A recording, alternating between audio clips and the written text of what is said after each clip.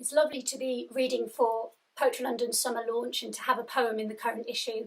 I'll start with that one and then I'll also do a couple of poems from my first collection, Smoothie. Hunter Forager. In the night I rose up and ate sweet peppers, celery and a plump vine-ripe tomato, far more tomato-like than its insipid sibling consumed earlier that day.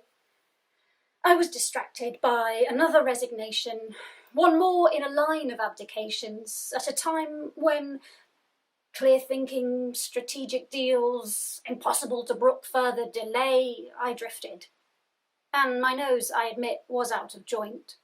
Something infernal and malign in an email from before, condescension masquerading as tact, and a panel had come down in the yard outside, and there were things in the bed, magnifiers, microphones. Strictly speaking, nothing was as it should be. Dictation running in my ear from an unknown source through a comprehensive list of my infractions, along with additional reflections on the imminent collapse of all things versus the elasticity of the soul. Hard to tell at 3:12 if the soul would win. At 3:14 I rose again and swept my floor like an old-time Paleolithic wife.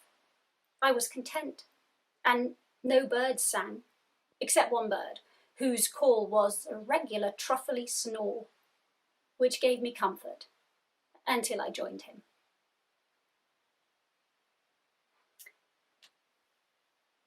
This poem is Camel. Today I would like to be a camel. I want the pride of a camel. I want the hauteur of a camel. Not just, I mean, the height of a camel, though that would be good too. I want the sneer of a camel.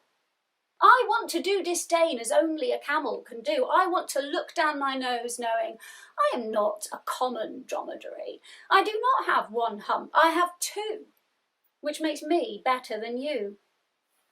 When I exhale, it shall be slowly, wearily, against a backdrop of magnificent dunes. My breath shall call to mind the sound of bees fizzing. As they collect a nectar they know unquestionably is theirs. And my last poem moves swiftly from camels to dogs. Rehabilitating the Underdog.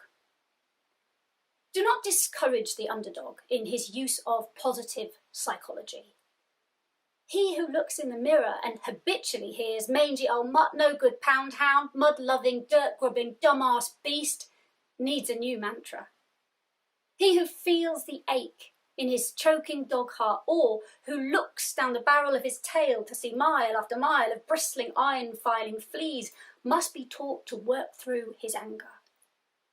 Let him howl at the moon for years, feel the salt tears slide down his sad, hanging face, slobber and drool over wounds accrued through a life of being trod on, and when all's said and done, let him find a new tongue in his skull, and with it intone, you ain't nothing but a wise dog, wise dog, wise dog, until he believes it, until he knows his bite is worse than his bark, that he can learn new tricks, that there's nothing to fear from the dark.